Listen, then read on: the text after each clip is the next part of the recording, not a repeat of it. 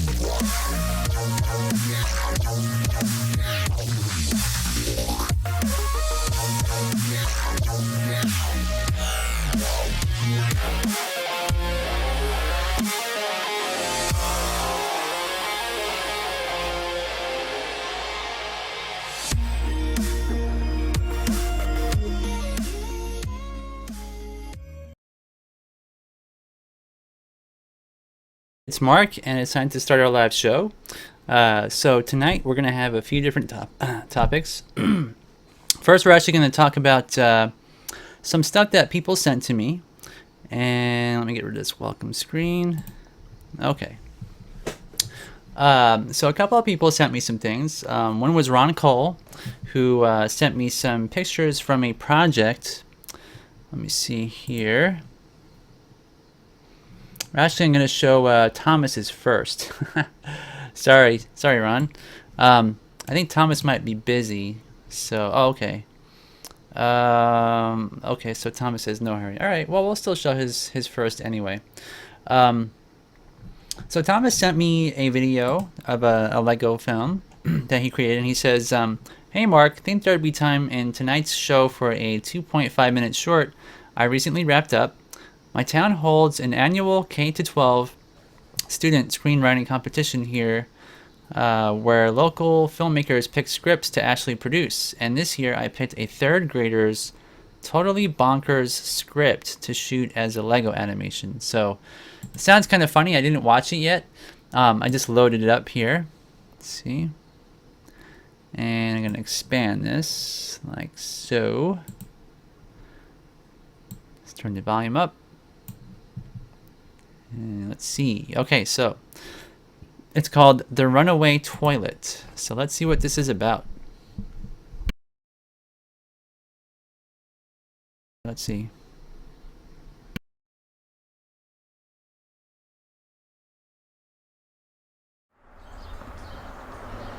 Mom, I need to go to the bathroom. Sure, hon. Oh no, the toilet's gone. Mommy! Oh, the tragedy. Call Ultra Powerful Guy for help. Ultra powerful guy, come quick! what seems to be the... toilet's gone! Calm down. It's just a toilet. We'll find it in no time. Fine. I'll find the toilet with my sniffing powers. Sniffing powers? That's a... Let's go east. Egad! The toilet devoured half the skyscraper already!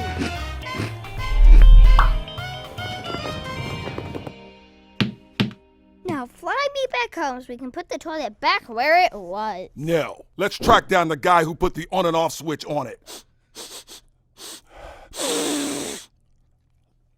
Let's go north. And then that... Alright, it's time to end this. We need to punish you somehow. He made me hold this peeing all along. He did? That's awful. Now what are we gonna do with you? We're gonna kick you to last week. That's what we're gonna do. On 3. 1, 2, 3. Yeah!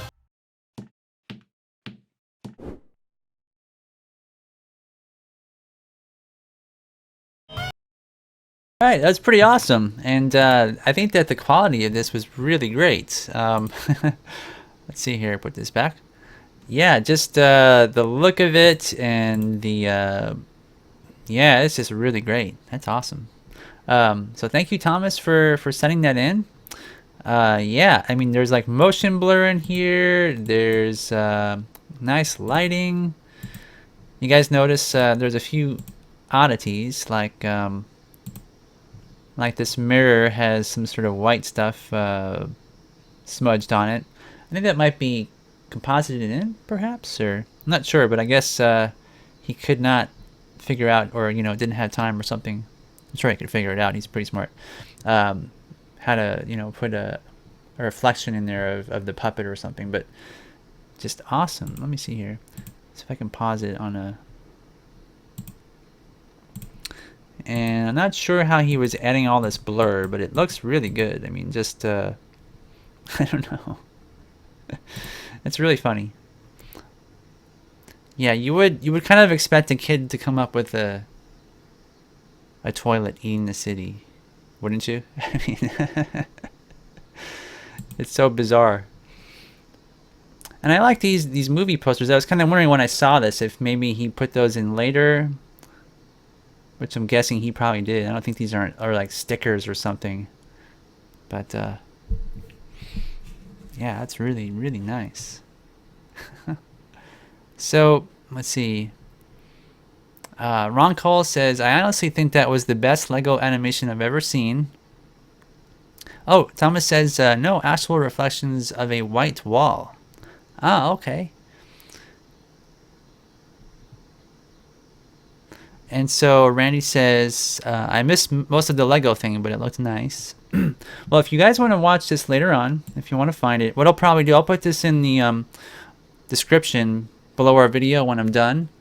And maybe we can put this on our fan page as well, so you guys can find it there on Facebook and on Twitter.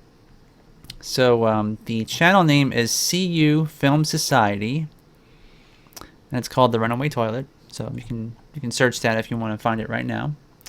And all right, so thanks, Thomas.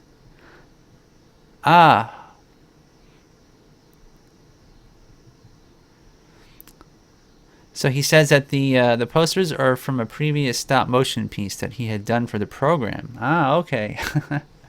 That's pretty awesome. So these are some more maybe some animated stop motion pieces, I guess. I'm gonna click on your CU Film Society here. See if there's any more.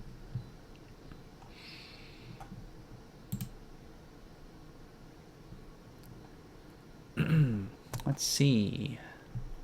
You guys have got a lot of films on here already. So we've got The Moose Emergency from a year ago. That's for sure stop motion, looks like. But that's cool. So anybody who wants to watch some of these can check those out.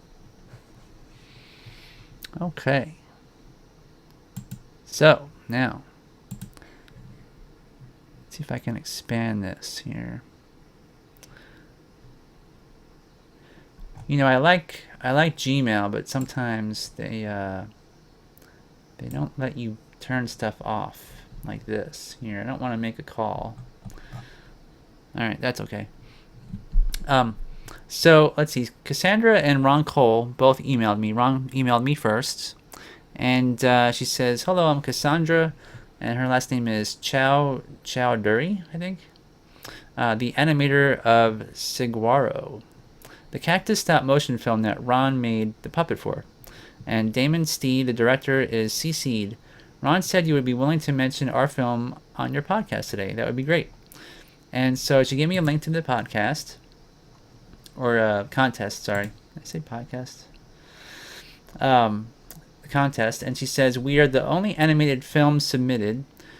If we are one of the finalists in the contest, we have a chance to get $10,000 in finishing funds." And if I recall, Ron Cole was saying that this is mainly for post-production, so it's already shot.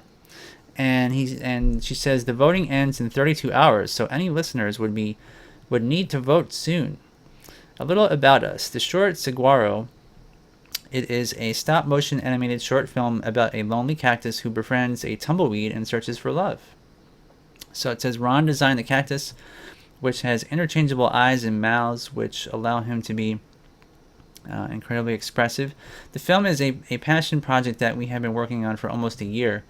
Our company is called Mindfruit, and we are a filmmaking duo who specialize in short fantasy storytelling. We have done a lot of stop motion and puppet work in the past. Here are a few images. Feel free to use any of them that are useful. I've attached some of the original storyboards for the film as well as raw grabs from the footage. She says, I can send some video clips as well. We can also be available to answer questions or talk about the shorts. It's entirely up to you, whatever your preference is. What time do you broadcast? Feel free to. So, unfortunately, I did not email her back. I didn't know that I got this until before the show, so I apologize for that. But we do have these pictures she sent in. Let's see if I can make these large. So here is a tumbleweed and a cactus. This is just like a sketch, and also a stick.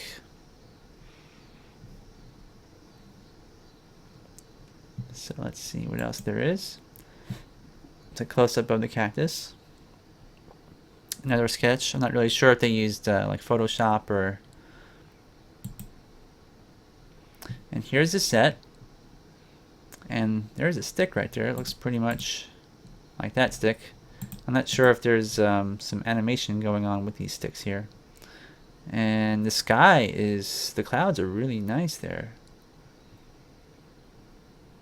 I wonder if that's a green or a blue screen in the back and they've added that, or if that's painted. Oh, Cassandra is here. Hello. So, Cassandra, is this background here painted in by hand, or is this something that you just green screened? Because it looks great. Looks like it's really there.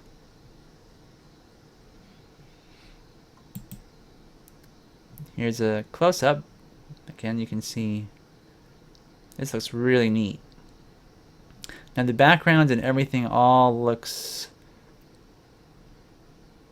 you know, it looks real. Looks very nice.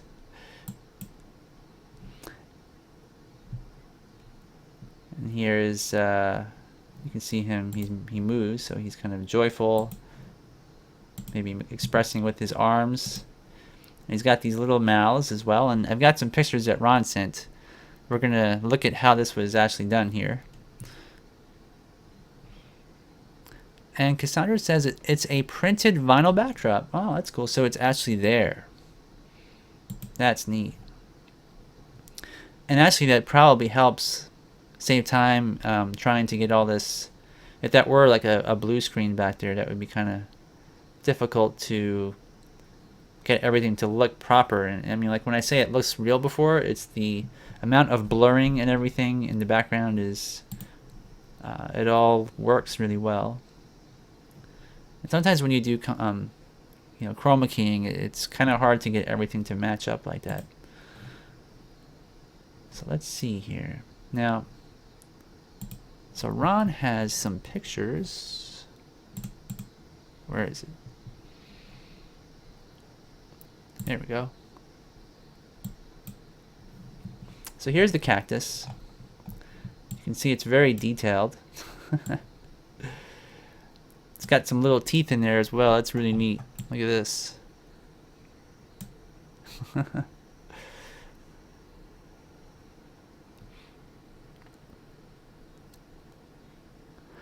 So Cassandra says that all real, some compositing done, but we tried to do everything in camera. And Nick makes the comment that Great Desert has a good sense of distance. And Cassandra says that we tried some blue screen and testing, but the spines are almost impossible to cut out of it. Yeah, all these little fine hairs on here.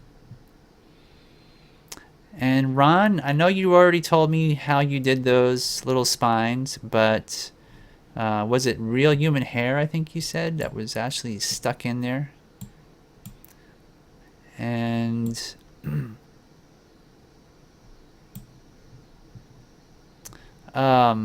Nick is asking, is it printed? Another of my skills becomes obsolete. Scenic art, painting backdrops like that. Yeah, I think she means like if you go to like a copy center or someplace that makes banners, you could have them actually print that on a large piece of vinyl. And I know that's not really so well known, at least where I live. But when I went to the Philippines, you know, for every child's birthday party, they would do that. They would take you know, pictures of their kids and put them on these vinyl backdrops and put like Disney characters on there and print them out and put your birth date, you know, in lettering at the top. And we still have them because when I went to the Philippines one time, my son's birthday was celebrated there, and we went to the mall, and you just go to the mall and you can have those printed out. It's so common, but here in America, you got to go to like a copy center. And it's very expensive. It's like, you know, $50, $100, you know, depending on how large of a vinyl piece that you printed out on. So I can guarantee it was not cheap. And so Ron says, yep, all real individual hairs punched into each dot. Yeah, because cactuses have these like little nodule things where the spines come out of, and there's like 1,000,000 of them on here. I don't know how Ron did each and every single one. That's like, there must be thousands. There's got to be like at least how many thousand hairs in there, Ron? Did you ever count them? So here is the sculpture on a wooden base. You can see how it looks. It's got all these little subtle curves all through it, like a real cactus. This is obviously before those little nodules are on there. And the face as well.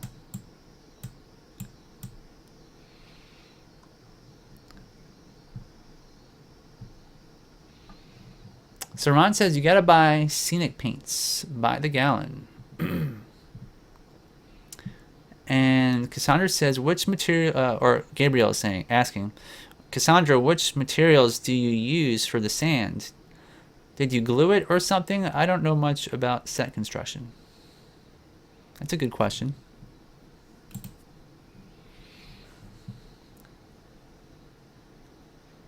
Wow, so Ron painted each dot on after the puppet was cast. He says, no, I didn't count them. That would probably take you as long as it did to sculpt that puppet, at least. And Randy says, Ron, you're crazy with all those hairs. Did you get them by pulling out your own while working on it? There is somewhat of a creepy factor to that, you know. And Cassandra says, no, we don't worry about the spines, and they actually don't move much. They mostly spring back into place. Oh, very cool.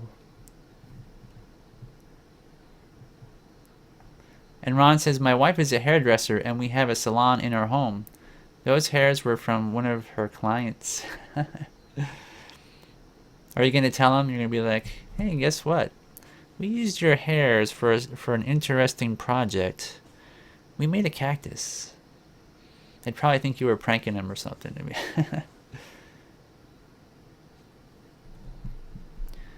So Cassandra says, this set is a foam core base with clay over the top. As it dried, it naturally cracked, and then I glued on decorative sand and painted over it. Oh, so you use like a water-based clay on there. That's nice. So here's the mold. Wow. So it looks like this little round part, there's where the eyes go, and there's where the mouth would go. And this is made out of, looks like Ultracal. And these are the keys, little keys around the outside for registration of the two halves, as you can see here. For those that have never made molds before. Ron says, I don't know which client it was.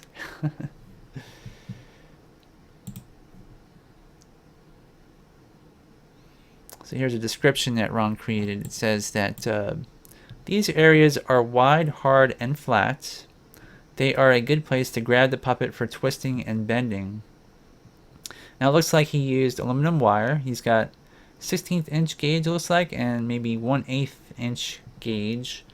And he's got, looks like maybe some pro epoxy, 2-part epoxy putty to make these little grabby points here. And I would say he probably put these on the, I'm guessing, Ron, put these on the very tip of the wire so the wire would not cut into the, is it silicone, Ron? Is that silicone? I would say that probably would be silicone.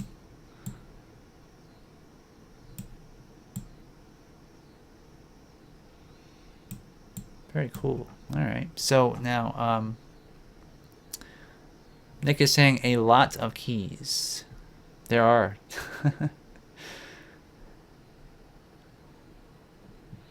So Ron says there were magnets in the armature behind the holes and the head of nails inside the face part. Oh, the heads of nails. Okay.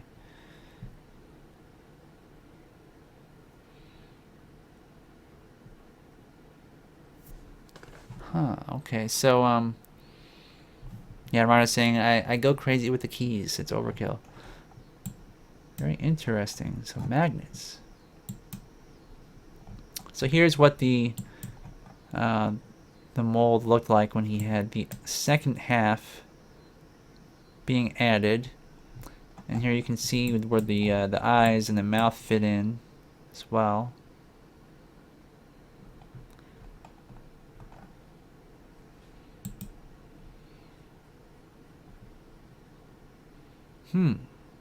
So is this a test piece, Ron? This little piece here, so you can test out your replacement face method, perhaps? And Ron says, yep, silicone. The first half is allowed to cure before the second half is cast. Yeah, because silicone sticks to itself. So I guess, so here's some little hairs punched in there. It looks like red hairs. Somebody who was a redhead. Unless you painted those with the brush afterwards. Or like dyed hair, red dyed hair or something.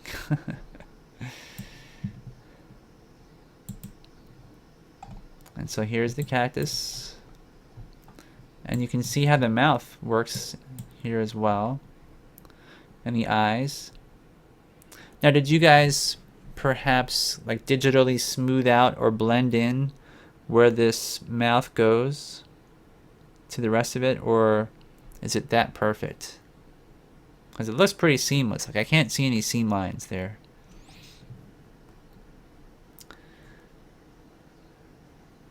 So Nick says, that's how I do heads. Let the face part cure with the armature located in it. And Gabriel says, wow, great job. I had to make another mold for a puppet. those molds look very high quality, and I want to get there. So yeah, you can definitely do it, Gabriel. I mean, if you stick with it. Okay, so then we're back to the first picture. So now we've also got a video to play, which we're going to look at. Let me close this. And this here, let's go back to the beginning, because it already played a little bit. We can get it back to the beginning. Pause it. Sure, the volume is up. Is the volume up on this? Yes, okay. Back to full screen. Alright, let's see if this can start here if I click it. Alright, there it goes. This is Saguaro. We've been working on Saguaro for a really long time. It's a tale of love. It's a tale of woe. But mostly it's a tale about a lonely cactus man and a sentient tumbleweed. Hi, I'm Cassandra, and I'm the animator of Saguaro. If you have any experience with stop motion, you know it is a long and tedious process. And post-production isn't going to be any easier. There are many things that we need to clean up in post. Our Saguaro character also has interchangeable eyes and mouths. Because of that, we've been able to create a really expressive character. However, you can see those seams in the shots, so they're going to need to be painted out. There's a lot left to do. The effects and color, sound, and music. Now, because our main character is foliage, we don't have a whole lot of dialogue in the film. We need a lot of sound work to fill in the gaps. So we'd really like music that has at once a timeless quality, but is at the same time as quirky and weird as our protagonist. And there's only so many options for us to get that on a budget. This has been a huge passion project for us, and it's taken an insane amount of time. But the characters are so lovable, the footage is amazing, and the story just has so much heart in it. We cannot wait to get this project out into the world. Thank you so much for your consideration. Very cool. And what's neat about that is I can tell already, you know, the cactus is locked down to the ground, and it's kind of interesting how, bring this back here. It's kind of interesting to think that everything in that cactus's world has to blow in from somewhere, you know, like papers and tumbleweeds and all that kind of stuff. So it seems like an interesting project. You know, he's so constrained, and I noticed a lot of nice camera moves in there, and also motion blur. So it looks top notch. So looks like to vote, you click on this here. Does this work? Okay, you need votes. However, at least on my computer, I cannot. Let me refresh the page.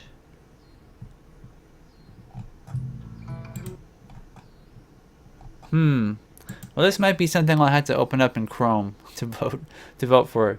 But if you guys don't know, and maybe you can tell, what is this? The audience awards. You might want to tell them that voting is not possible, at least in Firefox for me. Not really sure about anybody else, but if you guys want to vote, this one here has 79 votes and 306 views. So you guys might want to give it a try and maybe help Cassandra out and see what can happen. So thanks for letting us show your project here, Cassandra. Looks really awesome. And Ron says, I think you need to sign in, so you need to create an account. Ah, okay. Oh, okay, so there's a sign up spot up here, it looks like. Okay, so I'm gonna do that later for sure. Maybe I can post this on our fan page as well, so that people can find it. And so Gabriel says, I am on this site. Which category is it? So it looks like if you want to find it, you can go to it's /. films, and then / Saguaro, which is, or Saguaro, SAGUARO, and then dash 85677. So if you guys can see that there. Very cool. Yeah, they should make it a little bit clearer though that you need to make an account first, you know, like to vote on stuff. That would be nice if they had like some sort of text here like sign up to vote. You know, that would make a lot of sense, but I don't know. Oh, okay. So it seems pretty easy to sign up. You can sign up with Facebook with your account there, or with Twitter, which is really easy, or you can do it the old school way with your email address and create a password. I think that's probably the best way though, is to use a password. All right. Yeah, you can't post links, unfortunately, in the chat. YouTube doesn't allow that for some reason. I think they only allow other YouTube videos to be posted there, which is pretty lame, but yeah, that's why I said before, I'll probably post this on our fan page. And when I do so, I'll also explain that you need to sign up first, so there's no confusion there. I think people would probably get more votes that way, you know, if they knew. All right. Yeah, it looks really awesome.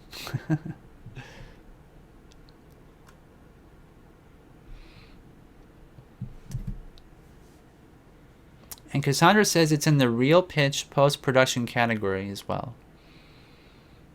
That's good to know. Yeah, in case anybody wants to try to find it manually. All right. So anyway, guys, that does conclude our submissions to the site, I guess. So thanks, Thomas and Cassandra. And so the rest of the show, we're going to talk about virtual reality and stop motion. This is like an emerging technology. And let me see if I can pause this. I can't pause it. There it goes. Which is actually extremely, you know, exciting in terms of what you can do visually with cameras these days. Now, recently, my son and I went to Best Buy, and they were selling one of those Oculus Rifts, I guess. I think it's an Oculus Rift. It's like a headset for virtual reality, and it interfaces with your computer. And the way that you use it is you have a HDMI cable which goes to your video card. You have a USB. There's another one that they sell which is a competitor of theirs, and they have like a little a box that has all kinds of inputs and outputs, and it's powered, and you have like a cable that comes off of your computer and goes to your headset. And what you can do with it is you can view imagery in 360 degrees. However, the headset is your field of view is, I think, 120 degrees. So, or somewhere around like 100 or 120 degrees. And they use special lenses, and each eye has a image that is projected, or not projected, but shown. And the lenses separate those two images, and so you can have a three-dimensional effect, and you can look around, and anytime that you turn your head, you're seeing the scene as the camera saw it, and you see it from a perspective that is actually very realistic in terms of how your eyes see the depth of the scene. So things that look far in real life look exactly the same looking through these glasses. And so we went to Best Buy, and they had an Oculus Rift, and I didn't try it out. When we go back, I might try it out and see what it looks like. But I decided to buy a very simple $20 headset, and this thing is called a Utopia 360. And I had to modify this thing so that my phone would work with it, and I had to even add some Velcro to the top of it because my phone is not compatible. Because I have an Asus Zenfone, which is it has like a round back and it's a little bit thick. Let me see if I can bring something like this up on our screen for you guys. And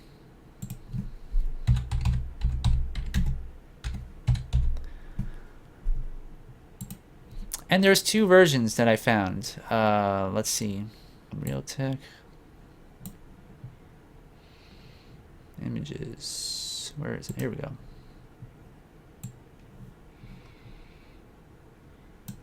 So here it is. $20 in Best Buy.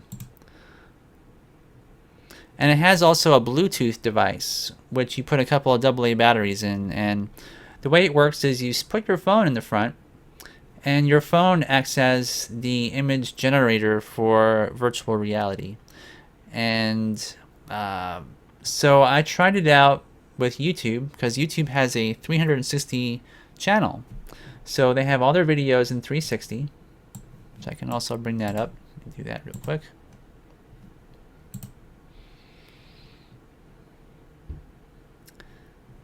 Okay, 360.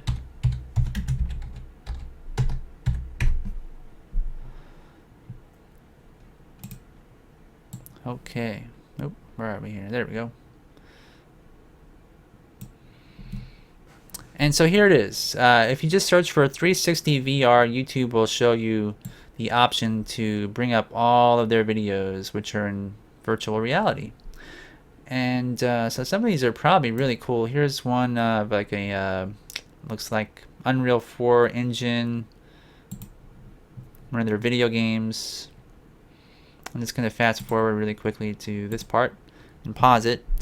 And so when you go on YouTube, it looks like it's a normal video. And you'll notice that there's these little functions, up, down, left, and right. But you can go ahead and grab the scene and you can look anywhere you want. Like this. Now, it doesn't seem impressive on a little screen like this. It seems kind of like, you know, what's the big deal? It's just a video game, whatever. So I decided to try it out, and some of the videos that I tried out were people like jumping out of helicopters, roller coasters. There's one where people are scuba diving, and there's also some where you're standing on a beach. There is a the Hamilton Beach one, or Hamilton Resorts, is actually fairly awesome. And the one that I like most is let's see. Peek. Let's see if I can find it real quick. This one right here. And this one, when you look at it, it's really astounding. And so what I did to look at this with my headset is I loaded this up on my phone by first downloading it. So I have an application where I can download these in different sizes. And so we have an MP4, which is 720p. I'm not able to download the full HD, but 720 is pretty nice. And let me go over here. And let's see here, I'll load this up. So when you download it, and you can do that using your browser with a little application, which I'm not really going to get into because this is a little complicated and I don't want to get lost in the details. But when you download these videos, the video looks like this.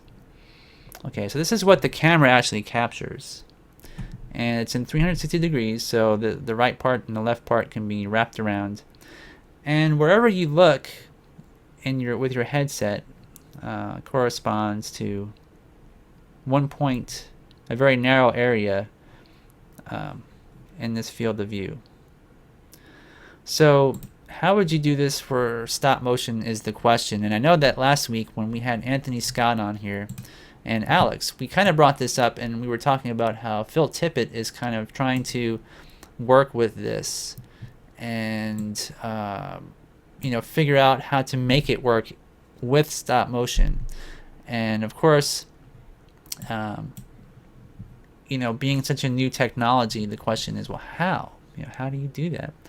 How do you create a set that is 360 degrees, and you have a camera? And is it something that would be really cool to do? Is it more trouble than it's worth? That's kind of like the questions that I think a lot of people have. Is, will virtual reality be compatible with stop motion? And how do you, for example, hide your light stands, your camera? Now the camera actually is, the cool part about it is you can see the camera is here and it's on a pole of some sort, and it's on this guy's backpack. So sort of straight back here from this pack, and this general area is where the camera is. So the camera does not see itself.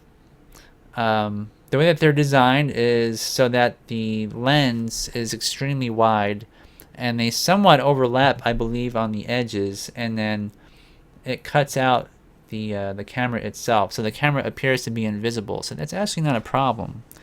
The problem is if you mount a camera, you have to hide your tripod or whatever you have it on.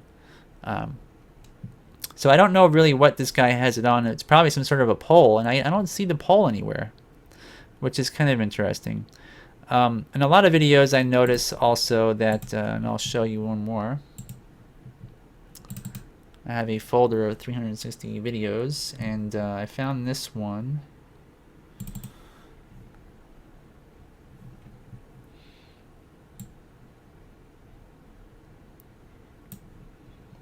And so this here, let me see. Oop, that's too tall. There we go. People are able to add like titles and things in here. See, this one doesn't have it, and maybe it does, but it's not showing up here. But normally when the video wraps around, the very point in the center here and here, when you look either straight up or straight down, has a kind of like a spider webbing, where if you can imagine like a globe, and if you look at a globe, they'll have paper wrapped around it with all the countries and all that, and they all meet at a point at the North and the South Pole, like slices of pizza, and all those points of pizza slices are right in the center point. So what I've noticed with these companies is that when they upload a VR video, they'll put like a logo or something down there, so you don't see what it looks like, and kind of cover that up, that flaw. These are just really fun, and when you look around, I mean, I'm not really sure if the camera itself has like two lenses on either side to capture a three-dimensional image, because it's 3D when you look through it, or if it's one lens on top and bottom and just it requires the one lens for 3 dimensions.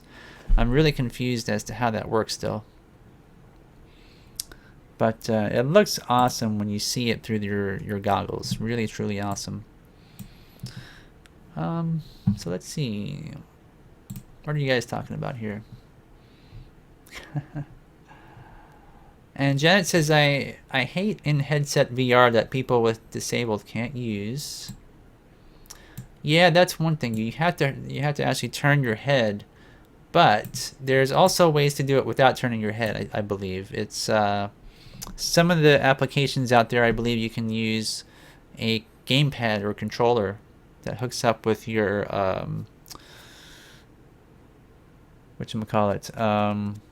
Bluetooth for your phone. So that's possible. And also I think with the virtual reality stuff, you can do similar things like that. So disabled people probably could use it, I would imagine.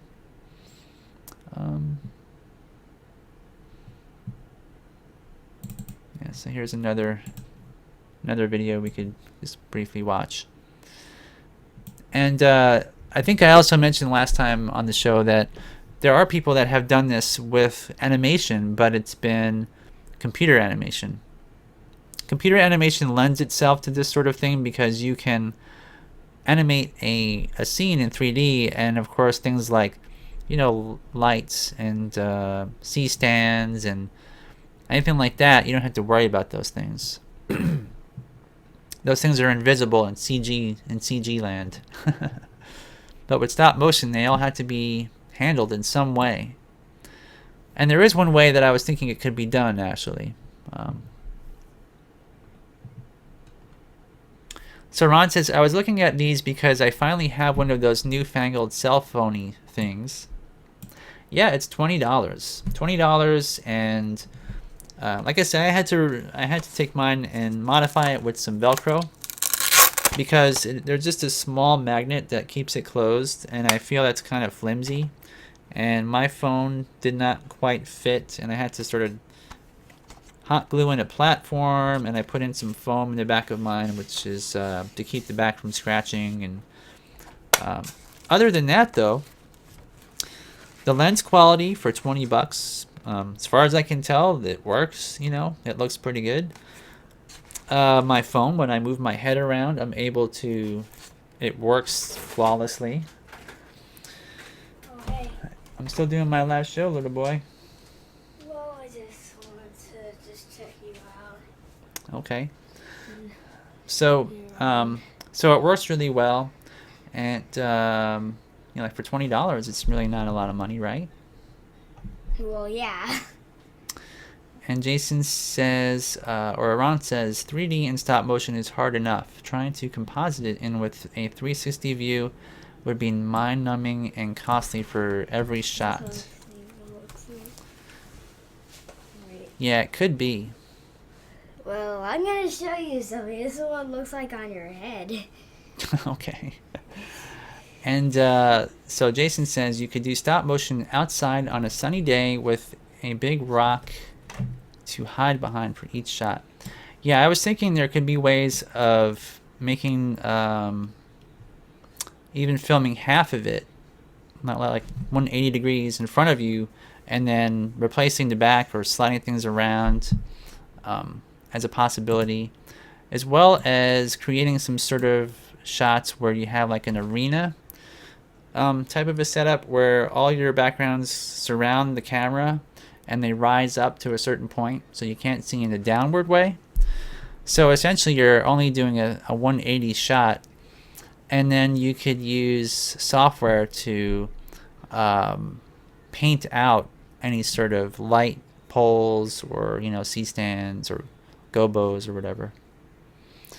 So I know it's possible, and it might actually be really cool and immersive as well. More immersive than anything else that's even 3D.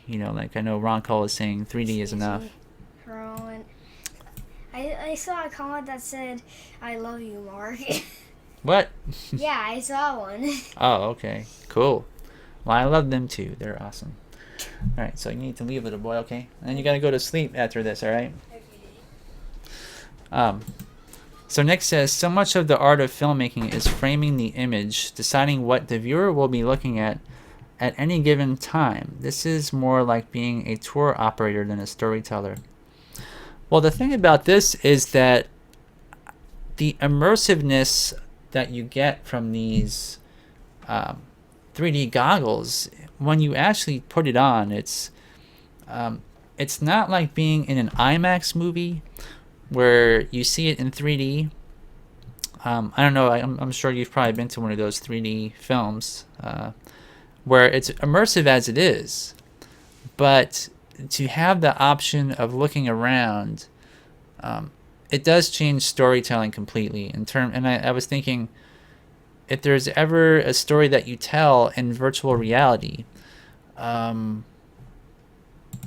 you have to consider that if there's anything that a person could miss, then, like for example, if somebody is a thief or something like that, and part of the plot is that they steal some important diamond or something, and then everybody has to catch him because he's got this important thing. You would have to frame the shot in such a way that you couldn't miss it, and I think that would be difficult. So it's a limitation, but it's also expansive in terms of how you can view your world that you create. and just kind of being like, if you can imagine making a stop motion puppet and actually feeling like you're sitting next to your puppet in this virtual reality, that to me would be really cool. And change my position here. So, you know, I think it might be worth the technical hurdles of trying to figure these things out, just to see how it feels. If it changes the experience in some way, it might actually enhance the storytelling, is what I'm trying to get at. Like this here beach, you know, when you put your goggles on and you're looking around. I had my son try this out, and when he was looking around, he looks down. Oh, okay, so here you can see here's that logo on the bottom that I was telling you about that kind of covers up that pizza pie slice problem. But he tried it out, and it's so immersive and seems so real. Yeah, the field of view is a little narrow. I think the ones that I have, I think, are 100 degrees. 100 degrees. But you don't really recognize it. When you look around, it's kind of like if you were wearing glasses, and you know how the rim of your glasses kind of obstructs your view. So you kind of have to look this way and that way if you want to see something in, you know, complete clarity. It's pretty similar to that. But it is very, very immersive. Yeah, you know, the seasick thing, I didn't feel seasick, but I did feel a little weird when I watched the roller coaster video that somebody uploaded on YouTube, I think. Let me see here. Where you're kind of going really super fast. Where are we here?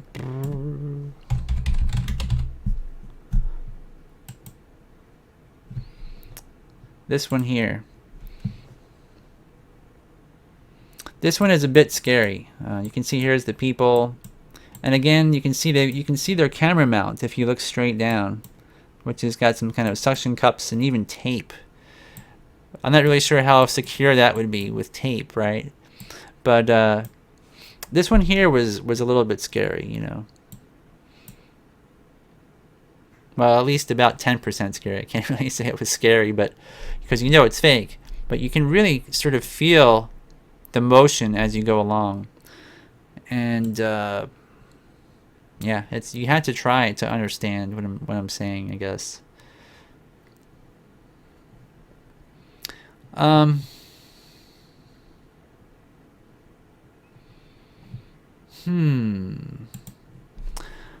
So Gabriel is saying, let me go back here.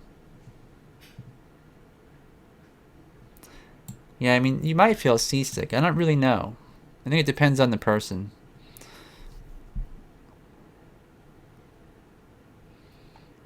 Strange Days? I have not seen that, Gabriel. I'm not sure. Gabriel is saying, forget 360 from a vlogger in the Alps. What about real memories? 360 feeling. Yeah, they're doing some strange things now. They're actually putting cameras in contact lenses. They've already patented it, and they're trying to produce these contact lenses so that when you look, you can play back a memory exactly as you've seen it. It's really bizarre.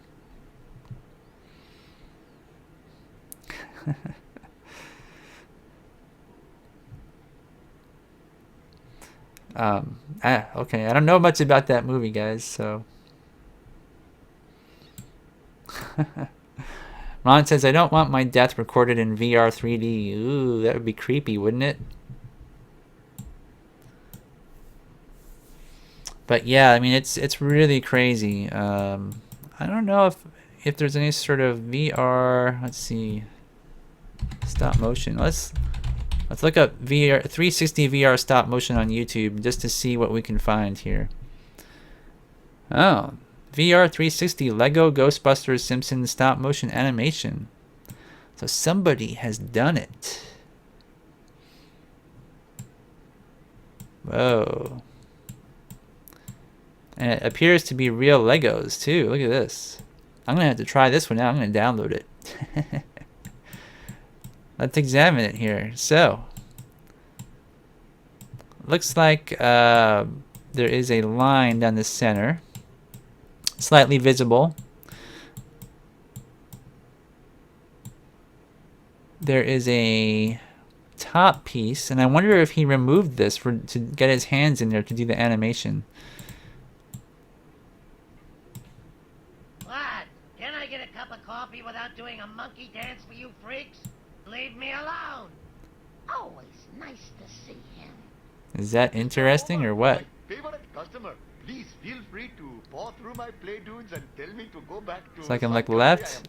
I can look right. Got some cars out there. We do have some low salt candy bars and some reduced fat soda, and our beef jerky is now nearly rectum free. Got some Ghostbusters thing coming on. Suck in the guts, guys, with the Ghostbusters. Lord gents, what will it be? We're just kind of checking something out. So what do you guys think of this? This might be the first VR stop motion film ever made. Is it possible? No, thank you. Now let's look at the top. Let's see if there's any jitters here or anything. Listen, smell something. Oh, yep, just as I suspected. They're animating it down from the top. Hey, what is that? There it is. Let me be the first to say. Ghosty police. It's pretty funny. Just to be safe, I'm going to dial 911 on my cell phone.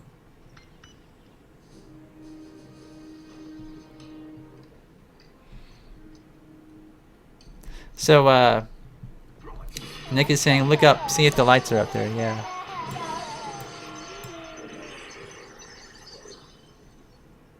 Jeez Louise, look at this mess. What the hell were you thinking? Alright. So I think the way this was done, and I think Nick is onto something. The top here, as you know, as you can see, they've keyed it out. Like that, right? So it's keyed in and keyed out. So this is probably what it looked like beforehand. And they've got the lights from above. And they're animating it from above. And then they're plopping this on the top here. This cover, and taking another image and then putting it in there later on to hide everything.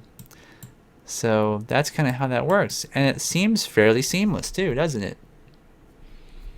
So that's one way to do it. That's great. And I wonder what kind of camera they use to do this. We can look at Power Sauce behind us. Everything is really great.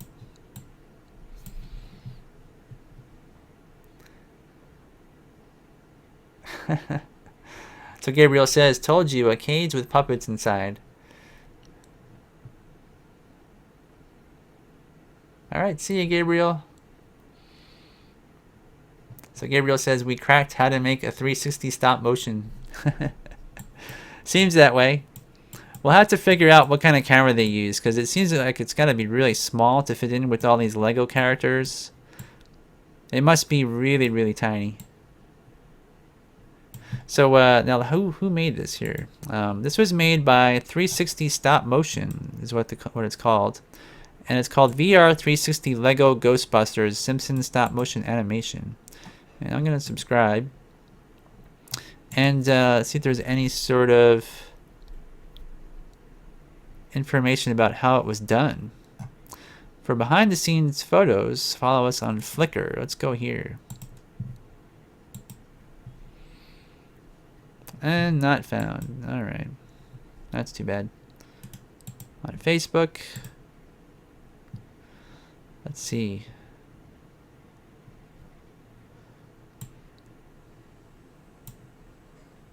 Let's go like this. And yeah, I'll have to check this all out later. We've got a photo section here. Maybe there are some clues in the photos. All photos.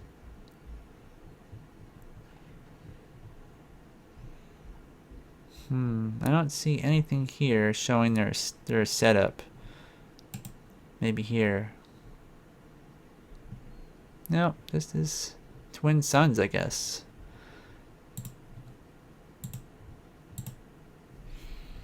But this is something we should probably look into next week, or in the future, and try to figure out some more, so we could maybe try to emulate something like this. Put it in a cage, guys. Yep, that's how it works, and it works well, I have to say. Let's see. Also on Twitter. They're on Twitter. They got all kinds of stuff. But that is the result. I think that's awesome. Alright, so I'm going to download this myself and try it right after the show because I'm really curious.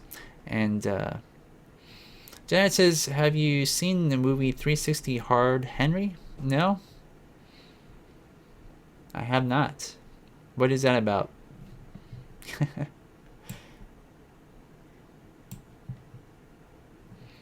Yeah, there's probably all kinds of 360, I'm thinking CG films out there. I know there's one of Star Wars. There's like a Force Awakens virtual reality thing where you fly through in the desert and everything, and it's all computers. I haven't tried that yet on my phone and headset, but it seems kind of neat, I guess. All right, so that does conclude our show tonight, guys. Thank you for stopping by and hanging out with us. And next week, I don't know what the topic will be, but it should be hopefully fun. If you guys have any ideas, let me let's do this. Any ideas that you would like to submit, you can email me at mark@animateclay.com. And of course, you can subscribe to our, if you want to support us, subscribe to our YouTube channel.